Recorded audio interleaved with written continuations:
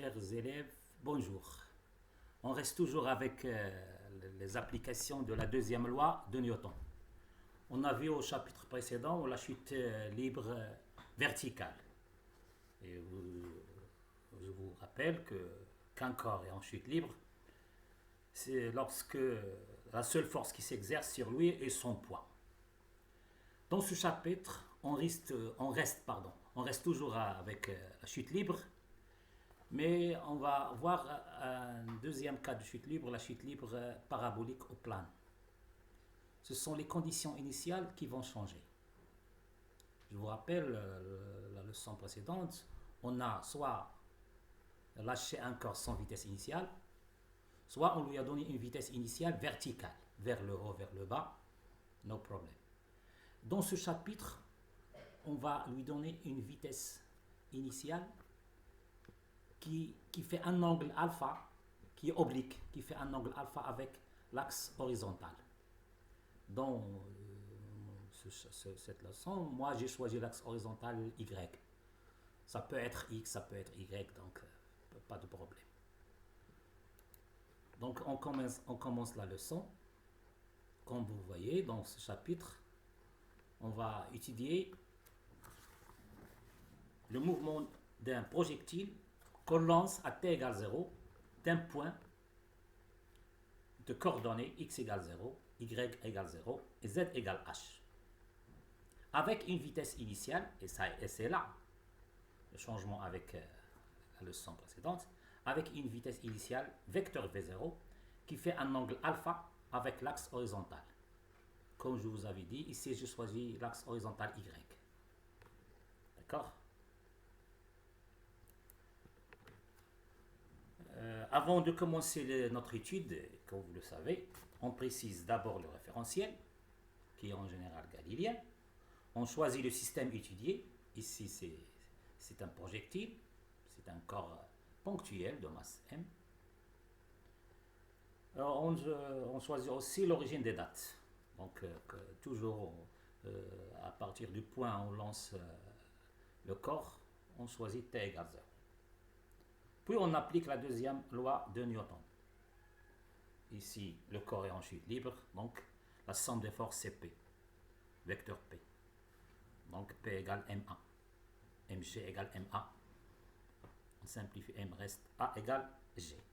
Et bien sûr, comme toujours, on passe à la projection de la relation vectorielle. Ici, je vais faire la projection sur les trois axes. L'axe des X, l'axe des Y, l'axe des Z. Mais comme vous remarquez, le mouvement, ça se fait seulement sur les deux axes Y et Z. Ça ne se fait pas sur l'axe X. Mais quand même, je vais faire la projection sur cet axe. Donc,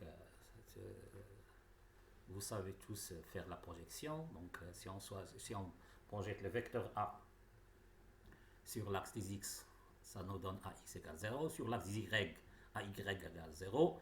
Sur l'axe des Z, AZ égale moins G. Moins G parce que j'ai choisi Z dirigé vers le haut. Si on a choisi Z dirigé vers le bas, ce sera plus G. Donc, ça reste les différents cas, on les laisse aux exercices. Et bien sûr, par intégration, on trouve les vitesses. La vitesse sur l'axe des X, la vitesse sur l'axe des Y et la vitesse sur l'axe des Z. En respectant toujours les conditions initiales. Vous savez, lorsqu'on intègre, on a toujours affaire à une constante qui dépend des conditions initiales. Donc, si on revient à la vitesse initiale, vecteur V0 et par projection, sur l'axe des X, V0, X c'est 0, sur l'axe des Y, c'est V0 cos alpha, et sur l'axe des Z, c'est V0 sinus alpha. Et par intégration une deuxième fois, on trouve les équations horaires X de t, Y de t et Z de t, toujours en respectant les conditions initiales, à savoir x0 égale 0, y0 égale 0 et z0 égale h. D'accord? Et ça, vous savez le faire. Après, on passe à l'équation de la trajectoire. Donc, pour trouver l'équation de la trajectoire, on élimine le temps entre les deux équations horaires qui nous intéressent, à savoir y de t et z de t. Sur x, on a toujours x égale 0. On trouve l'équation horaire, là, pardon, on trouve t égale y sur v0 cos alpha et on remplace dans l'équation horaire z de t pour déterminer l'équation de la trajectoire z en fonction de y. Et si vous arrivez à... c'est facile, vous obtiendrez une équation de la forme z égale ay carré plus by plus c. Donc c'est bien sûr, on obtient l'équation paramétrique d'une parabole. C'est pour cela qu'on dit qu'on a affaire à un mouvement de chute libre parabolique. D'accord? Sur cette parabole, deux points nous intéressent. Surtout ces deux points. Le premier, c'est le point où le projectile tombe sur l'axe OY. C'est-à-dire lorsqu'on a z égale 0. Et on détermine la portée. La portée OP, qui est la plus grande distance ou la distance horizontale maximale atteinte par le projectile. Donc, on pose z égale 0 et on trouve la portée YP. Le deuxième point qui nous intéresse, c'est la flèche ou le sommet.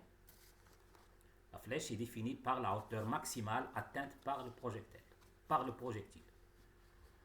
Au sommet, on a soit la z, la dérivée de z par rapport à y0, soit au sommet, si je vous demande de représenter la vitesse, et comme la vitesse est toujours tangente, vous trouverez un vecteur qui est horizontal.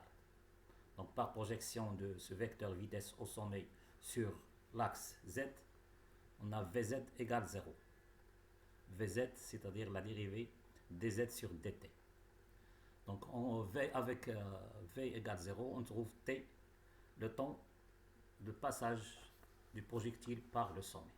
Et on remplace dans l'équation de la trajectoire pour déterminer les coordonnées du sommet. Et enfin, je vous laisse cet exercice d'application.